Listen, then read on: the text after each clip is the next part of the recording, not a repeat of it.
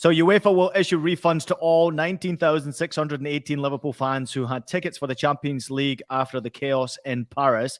In quotes here, we recognize the negative experiences of those supporters on the day. We value the input from the spirit of Shankly and Liverpool Disabled Supporters Association.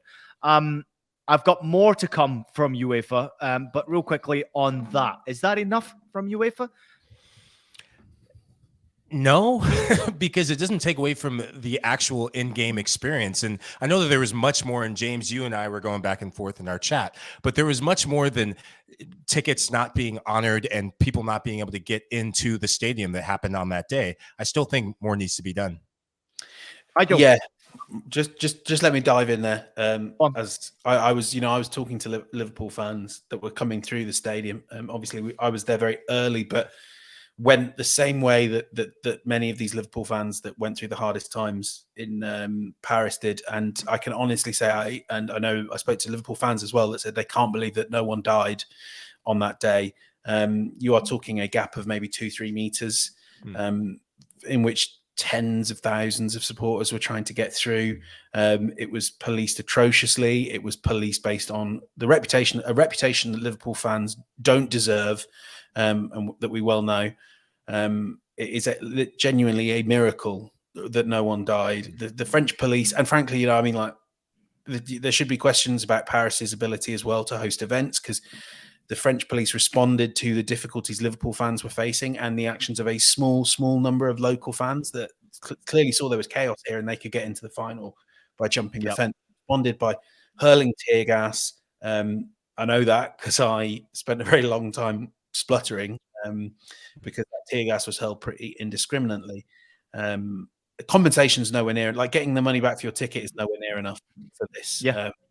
And I mean, certainly, I know there are people I spoke to who I suspect will never forget the harrowing experience of that. James, that's it. It's experience. It's what lives with you after an experience like that. I think we've all been to a game, obviously we've been players as well, but been to games as fans where we've seen a few sketchy things at games that maybe sticks in the back of your mind to prevent from ever going to that game or that stadium or that area or that moment ever again. You never want to see those things, and it can happen, but that was on another level. That was extreme. And to just offer tickets back or ticket prices back to people who have been really affected is quite frankly embarrassing. But James, real quickly, it's not necessarily just that. It's also what happened after the fact. It was the blaming of Liverpool fans.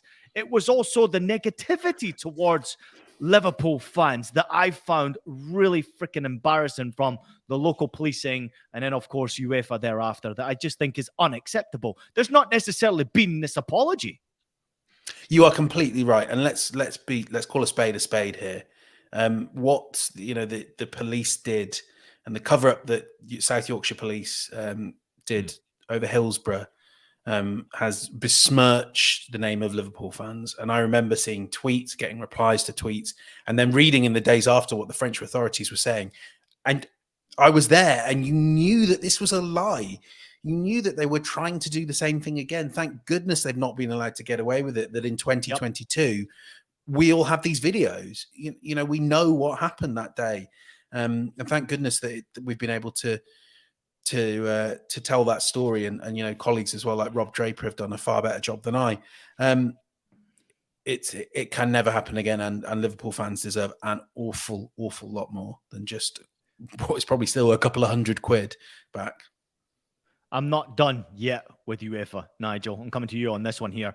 No Eintracht Frankfurt fans in Napoli after UEFA intervention. Eintracht Frankfurt were informed yesterday late evening from UEFA, European soccer body UEFA, and Italy's interior ministry would issue regulation today that bans the Italian club from selling tickets to fans of Eintracht Frankfurt for the return leg on March 15th.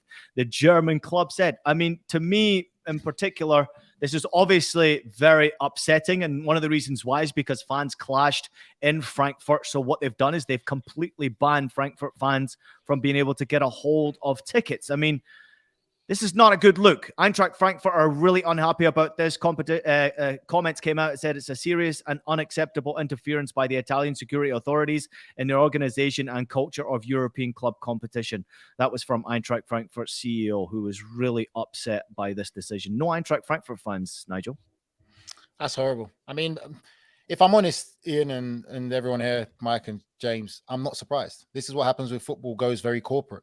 And that's the problem. We've gone so corporate now. It's being run on a kind of corporate level, and it's taken away the beautiful game that we love from real football fans. And that's the problem. You know, of everything that's going on, the whole hooliganism thing and, you know, the stigma that lies with certain countries and people and rivalry. Yes, that's there. And I think just to go to the discussion you guys had earlier about Liverpool fans, that's the stigma of Liverpool fans. And also they know it's the stigma of English football fans. They're all hooligans, drunks and louts. That's what they want to put out there because of what's been put out there in the press in the past. For me, with this situation there, it takes away from the atmosphere. It takes away from everything else. For UEFA, with all the money that they make, all the money that they generate, they should be able to pay for better policing for these events and venues to make sure all fans are safe.